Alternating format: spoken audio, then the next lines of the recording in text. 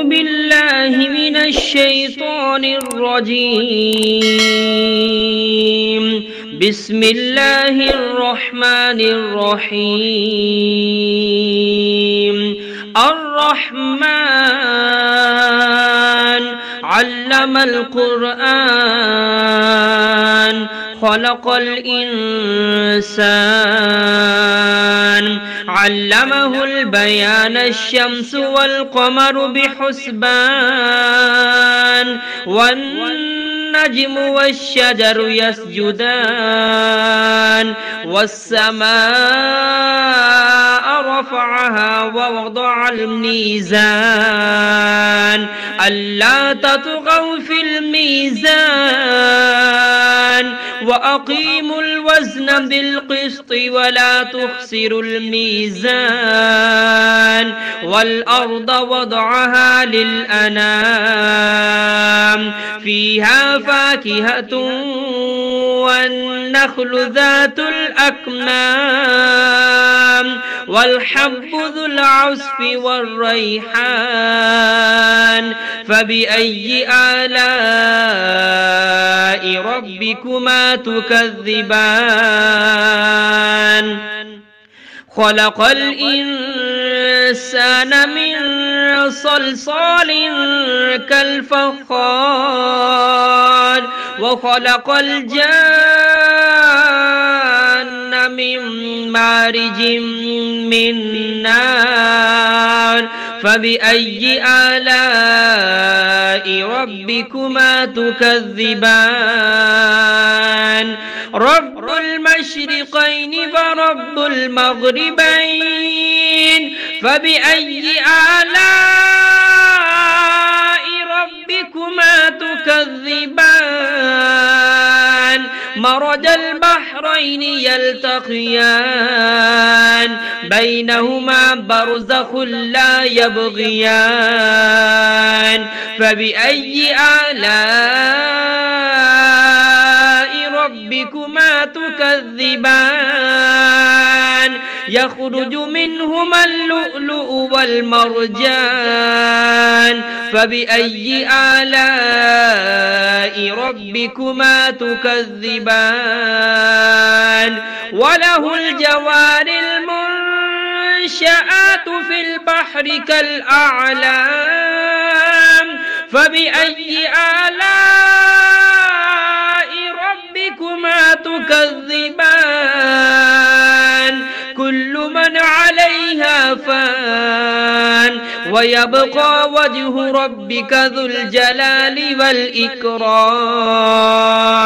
فبأي آلاء ربكما تكذبان يسأله من في السماوات والأرض كل يوم هو في شأن فبأي آلاء ربكما تكذبان سنفرغ لكم أيها الثقلان فبأي آلاء ربكما تكذبان يا معشر الجن والإنس إن استطعتم أن تنفذوا من أقطار السماوات والأرض فانفذوا لا تنفذون إلا بسلطان فبأي آلاء ربكما تكذبان يرسل عليكما شواظ من نار ونحاس فلا تنتصران فبأي آلاء ربكما تكذبان فإذا انشقت السماء فكانت وردة كالدهان فبأي آلاء ربكما تكذبان فيومئذ لا يسأل عن ذنبه إنس ولا جان فبأي آلاء ربكما تكذبان يعرف المجرمون بسيماهم فيؤخذ بالنواسي والأقدام فبأي آلاء ربكما تكذبان هذه جهنم التي يكذب بها المجرمون يطوفون بينها وبين حميم آن فبأي آلاء ربكما تكذبان ولمن خاف مقام ربه جنتان فبأي آلاء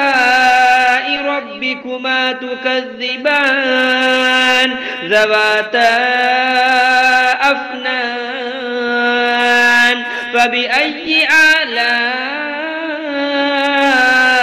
ربكما تكذبان فيهما عينان تجريان فبأي آلاء ربكما تكذبان فيهما من كل فاكهة زوجان فبأي آلاء ربكما تكذبان متكئين على فرش بطائنها من استبرق وجنى الجنتين دان فبأي آلاء ربكما تكذبان فيهن قاصرات الطرف لم يطمثهن إنس قبلهم ولا جان فبأي آلاء ربكما تكذبان كأنهن الياقوت والمرجان فبأي آلاء ربكما تكذبان هل جزاء الإحسان إلا الإحسان فبأي آلاء ربكما تكذبان ومن دونهما جنتان فبأي آلاء ربكما تكذبان مدهامتان فبأي آلاء ربكما تكذبان فيهما عينان نضاختان فبأي آلاء ربكما تكذبان فيهما فاكهة ونخل ورمان فبأي آلاء ربكما تكذبان فيهن خيرات حسان فبأي آلاء